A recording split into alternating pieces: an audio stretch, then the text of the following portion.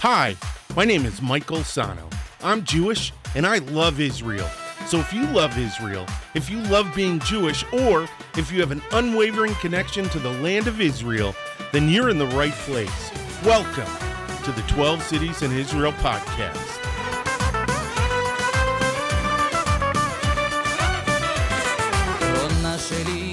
Shalom, shalom, shalom. Hey, what's going on? What's going on? What's going on? My name is Michael Sahno, and welcome to the 12 Cities in Israel podcast, the only positive podcast about the food, the people, and the culture of the state of Israel. Well, hey, if this is your first time watching, don't forget to hit the like button, the subscribe button, and the notification bell.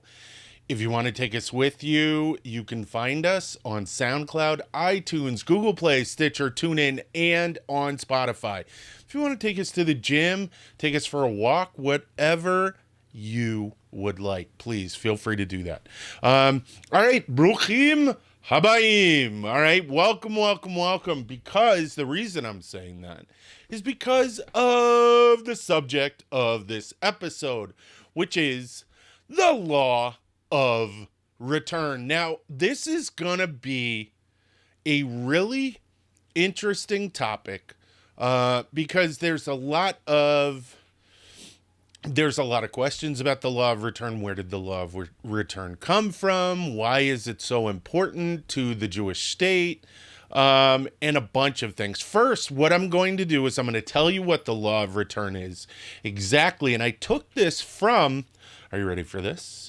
The Jewish Agency website, and it says, in 1950, Israel's Knesset passed a remarkable law, beginning with a few simple words that defined Israel's central purpose. Every Jew has the right to immigrate to this country. So it is a haven, a homeland. It is the place for Jews to congregate. And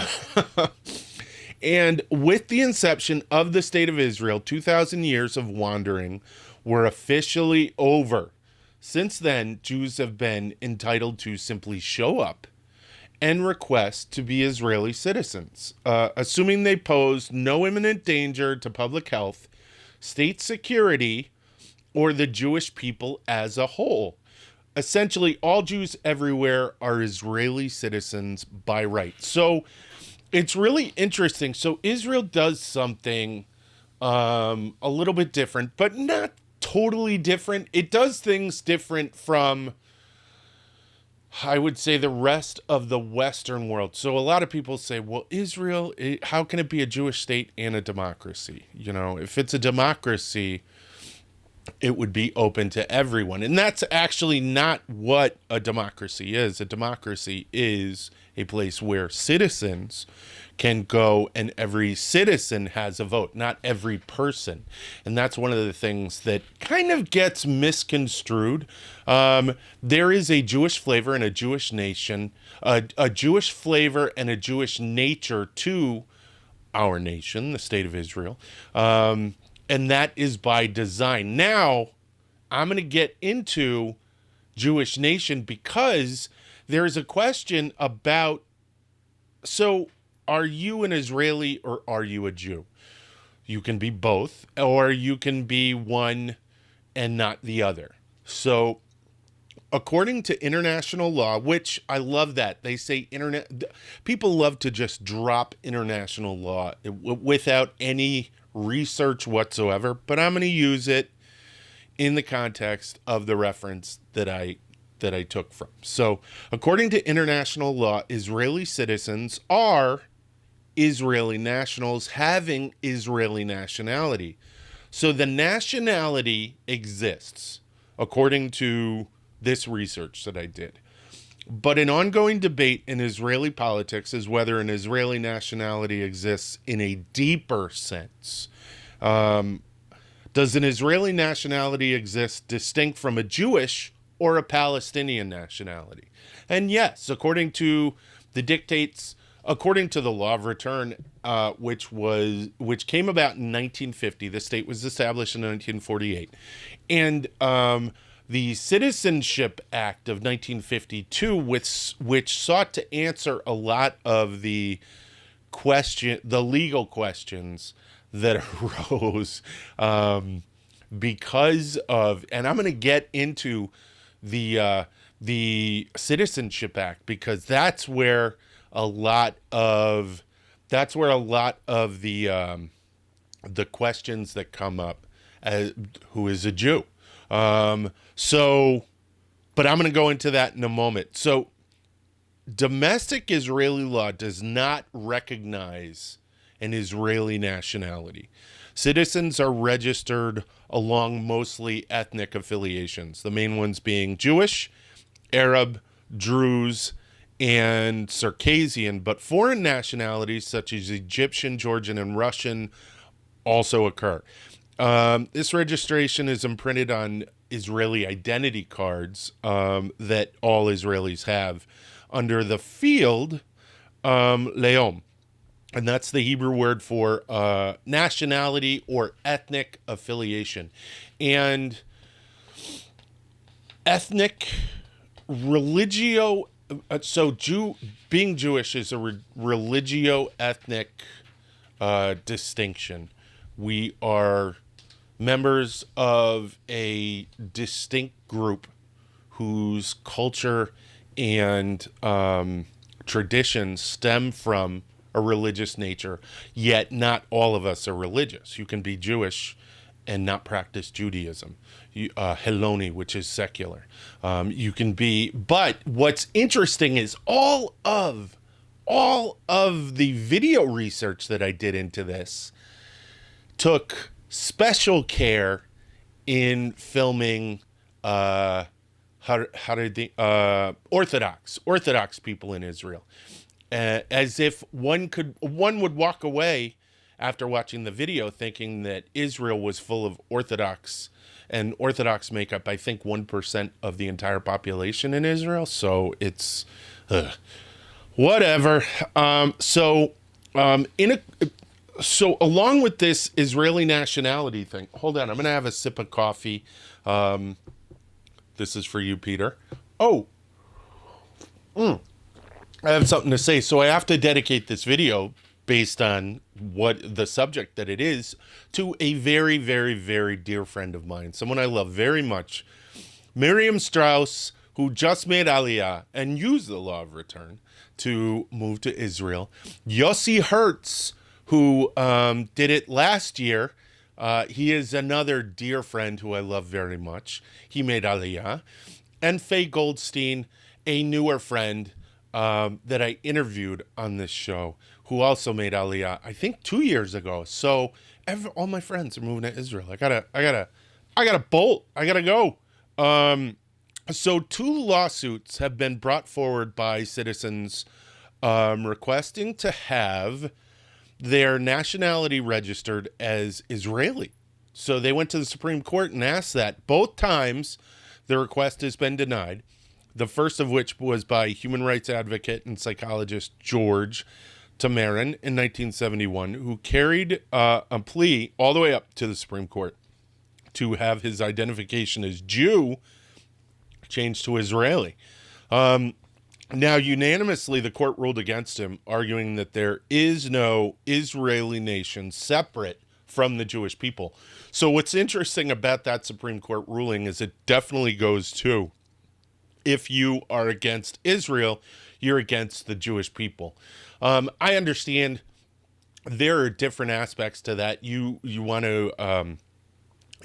to disagree with Israeli policy and whatnot. Absolutely, that's totally within the bounds of general discourse. But targeting Israel and not targeting other groups, other nations who do similar, who take similar actions. Let's take Saudi Arabia. If you're not a Muslim, in a lot of these Arabic countries, you have no status in the courts, which is one of the charges that is put against Israel and is actually not true. Because if you are an Arab, if you are Druze, if you are Circassian, if you are, a lot of, right now, I think one of the things that's going through is African immigrants, African workers who have emigrated to Israel to find jobs.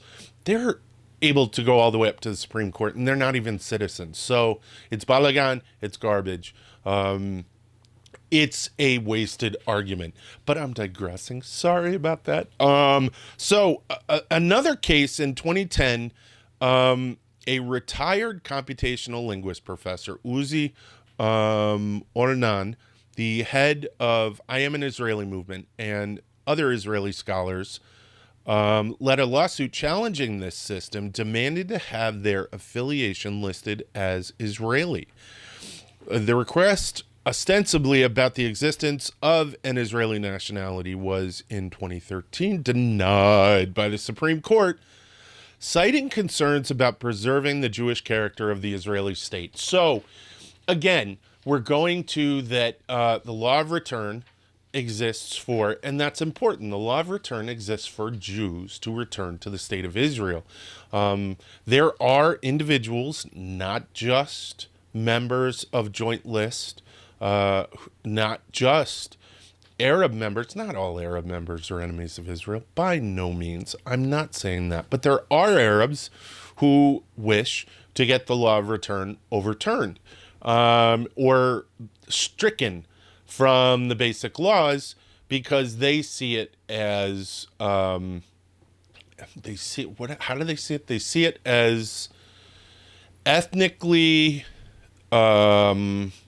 prejudicial, which, I'm going to be honest, it is ethnically prejudicial because the state was established as a return for to the homeland of the Jews. And one of the things that it was established for, it is not the only reason it was established, but one of the reasons that it was established was to be a safe haven for Jews everywhere so that Jews would have a home.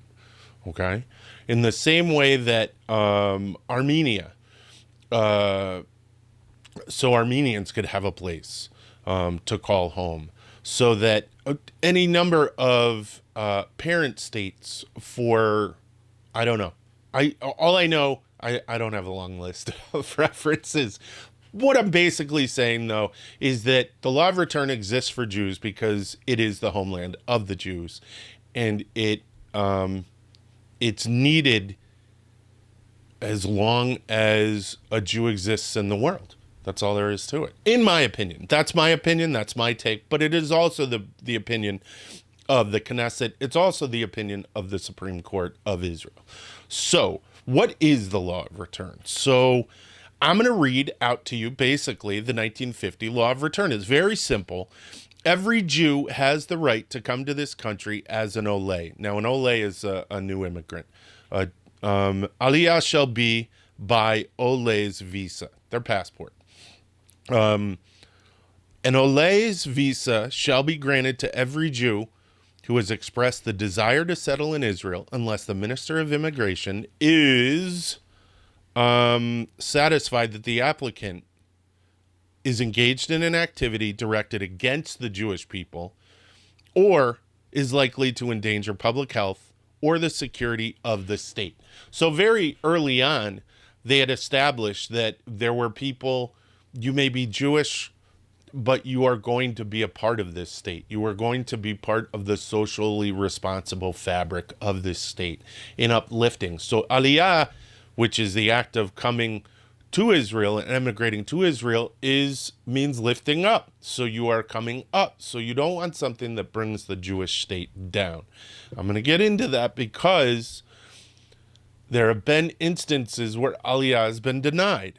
A Jew who has come to Israel and subsequent to his arrival has expressed his desire to settle in Israel may, while still in Israel, receive an Ole certificate. So you know how people come to the U.S., or when someone comes to Great Britain, or when someone comes to another country and they say, on a tourist visa, student visa, or just like, not even on a visa, they're just visiting, passing through. And they say, you know what? I really like this country. I want to stay here. There usually is, for most countries, a path to citizenship. But what they need to do is return to their home country, fill out forms, get a new visa, and then come back. For Jews, you can go on a visit with your family or by yourself to Israel. You can be on birthright, and on birthright be so overwhelmed by the sights, sounds, and smells of Israel that you're like, I can't leave. Call your mom.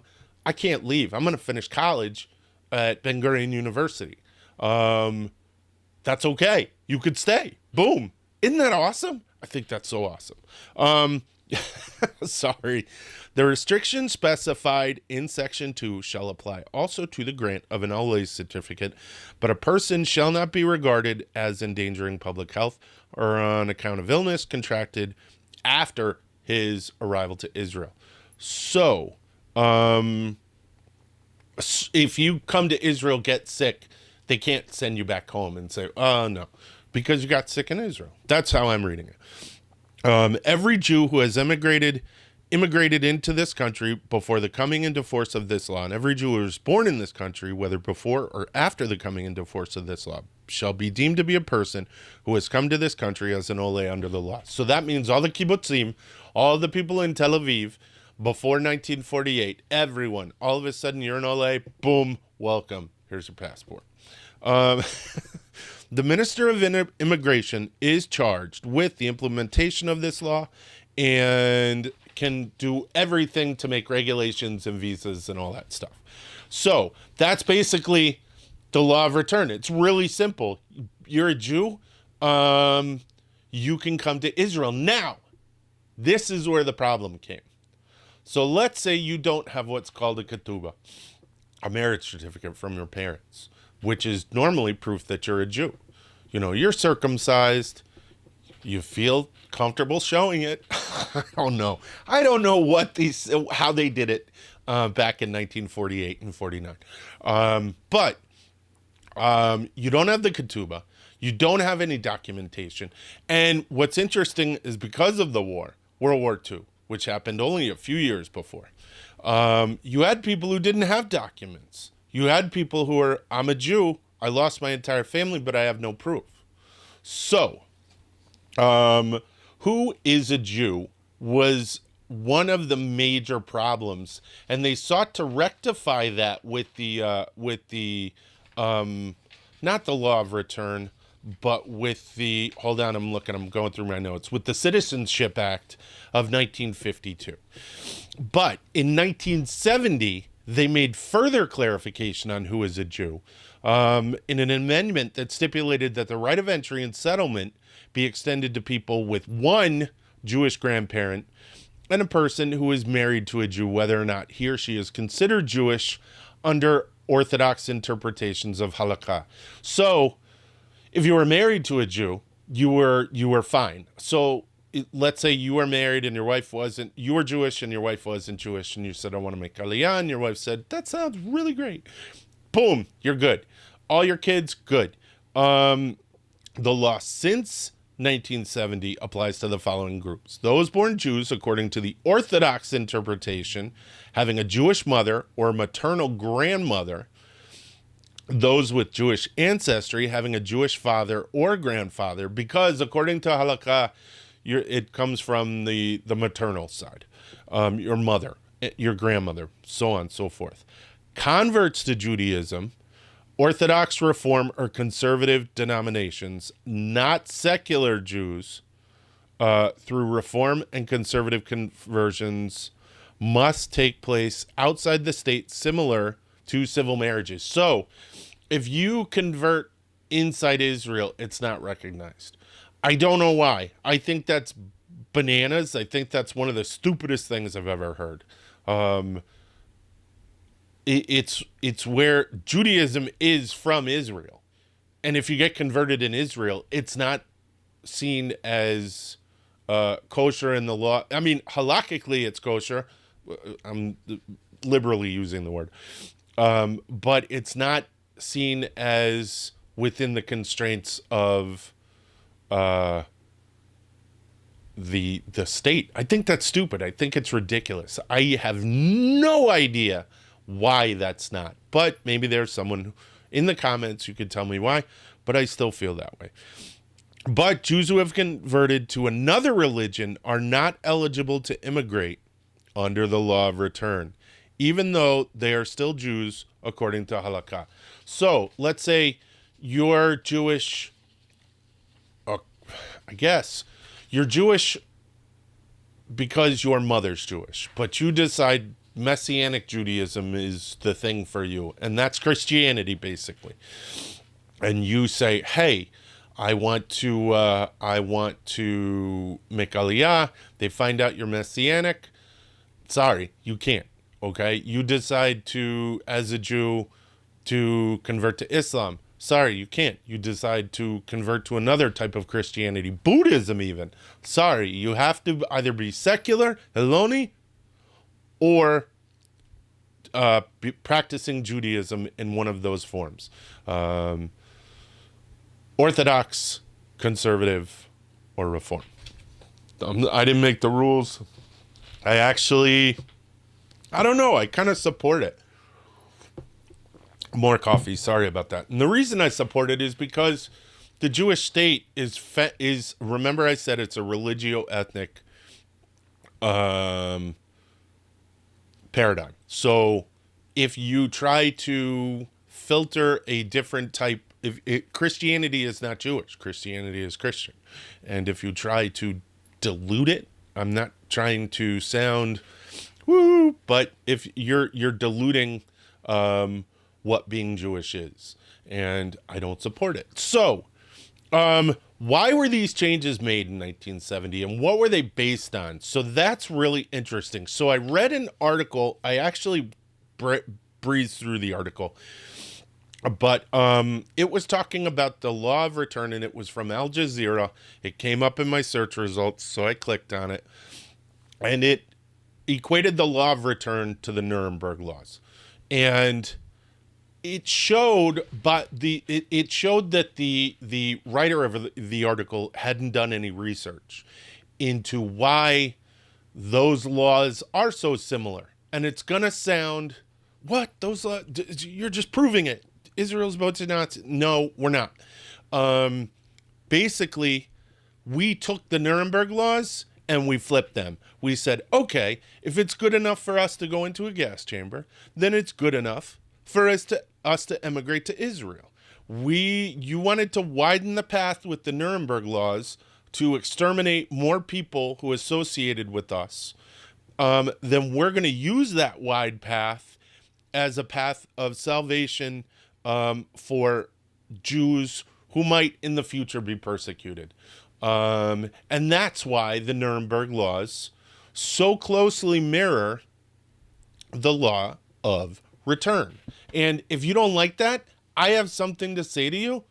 Tough shit. You know what I mean? We went through it. That's all there is to it. And we're going to use those to make something beautiful. So I have a Magen David, which is made of a Qassam rocket. Okay? So rockets were fired from Gaza, and this beautiful Israeli artist decided to take the Qassam rockets and to use the metal and make Magen Davids. Kind of as not as a screw you, but I'm going to make something nice out of something so horrible. That's exactly what we did with the law of return. We took something that was horrid, and we turned it into the state of Israel. So I'm going to read you this. It is the Nuremberg race laws. And at the annual party rally held in Nuremberg in 1945, the Nazis announced new laws which institutionalized many of the racial theories prevalent in Nazi ideology. The laws excluded German Jews from Reich citizenship and prohibited them from marrying or having sexual relations with persons of German or related blood. Ancillary ordinances to the laws disenfranchised Jews and deprived them of most political rights. The Nuremberg laws, as they became known, did not define a Jew as someone with particular religious beliefs. Instead, anyone who had 3 or 4 Jewish grandparents was defined as a Jew, regardless of whether that individual identified himself or herself as a Jew or belonged to the Jewish religious community. Many Germans who had not practiced Judaism for years found themselves caught in the grip of Nazi terror. Even people with Jewish grandparents who had converted to Christianity were defined as Jews. Now, with the exception of that last part, we're open to everyone. We're open for business. Brukim habayim. Come, all of them. And I have no problem with that. And anyone who wants to equate the Nuremberg laws to the Law of Return and the Citizenship Act of 1952, you're right, but you're wrong. You don't understand. And you need to read a book, bottom line, or watch this video. All right, I'm all amped up by that. It's so easy to take information and flip it on his head and use it in a negative way. And I wanted to write that. So I'm going to wind up with, wind it up with how you can lose your Israeli citizenship. So that's a thing too. And I wasn't even aware of this. Cancellation and renunciation of citizenship. So there are cases in which the state can initiate a cancellation of citizenship of an Israeli citizen, and Article 11 of the Israel nationality law establishes 3 circumstances for which citizenship can be revoked. Now, if the person entered a state which is considered an enemy of Israel or obtained citizenship of an enemy state. So if you, so this is weird. So Satmars, a Hasidic group, is it the Satmars? No, it's not. I apologize. It's not the Satmars. It's another group. There's a Hasidic group, and the name escapes me right now. There's another Hasidic group. Again, Satmars, I apologize. There's another Hasidic group that has advocated in support of the Palestinians. And the group that they've tended to align themselves with has advocated on more than one occasion from the river to the sea, from the Jordan River to the Mediterranean, which essentially means the ethnic cleansing of all Jews from Israel. So they would be an enemy of the state. And since they're Hasidim, I think that they're leery. The state is leery of removing them. But underneath the statute, it clearly states that, they're technically an enemy of the state of Israel. So I'm not saying I believe that. I'm just saying that those are the facts. Okay, these as I see them. So if the person committed an act which is considered a breach of loyalty to the country, again, sold secrets. There's a guy who leaked the secrets for Dimona, which is where the alleged nuclear weapons are manufactured for Israel's nuclear weapons program. And this guy was honey trapped in where was he honey trapped? In Italy, brought back, and I guess if they really wanted to, they could expunge his citizenship and remove him. And if the person's citizenship was given to them on the basis of false information, in such a case, the revocation might also apply to the citizenship of the person's children. So it's interesting. So I was speaking to someone who knew a Messianic Christian, Messianic, they call themselves Messianic Jews. And he was Jewish by birth, but he was now a Messianic Christian, and he was going to make Aliyah. And I said, that's problematic. He won't be able to do it because according to the law, the citizenship law and the law of return, he's no longer Jewish. And she had said, well, he'll just not say anything, which is a lie of omission. So he would be deported. So those are the things that you got to watch out for. Don't be bad and don't lie.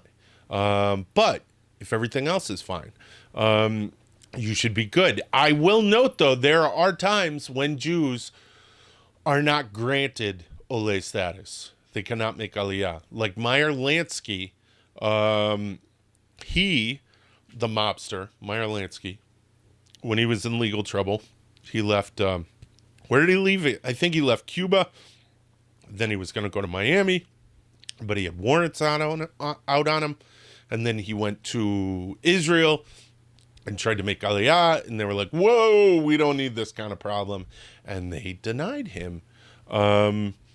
Now, there are instances when people have questionable pasts. I'm gonna say that they have convictions for specific things. There's a gentleman, David Ben Moshe, who was he was convicted and served 10 years in prison. In Baltimore, he ran with drug gangs, and he had drug and firearms charges. And on its face, that would be grounds for denying him Aliyah. Even if he converted, even if he was in good standing, all of that. But I think there needs to be a human element. With Meyer Lansky, I could totally get that. He was knee-deep in the mob. Everyone knew it. He was one of those enemy number one kind of things. But David Ben Moshe, he's not. He's someone who's fought hard to reform his life. He's an amazing story, actually. He said, I read an article just recently in the Jerusalem Post about him, where he says, and I'll put the link to that in the description. You should check out his story. It's really heartbreaking. Here's someone who did make mistakes. He is the product of where he grew up. My life may have been totally different if I had. I have a friend that I grew up with who went to jail on drug charges. He actually ran like a drug ring. I grew up in New Britain, Connecticut. New Britain, Connecticut was not a nice place. It was a rough place. And it's funny because I brought my wife back there and she goes, wow, you grew up here? And I have nothing but joyous memories. But I could have fallen into the wrong, gone along a wrong track if I hadn't joined the military. I could have fallen into a track that David Ben Moshe did. But David Ben Moshe did something and he atoned for it. If you look at the term penitentiary, penitent, you are penitent. You try to atone. And he did. And I feel he did. And I don't know.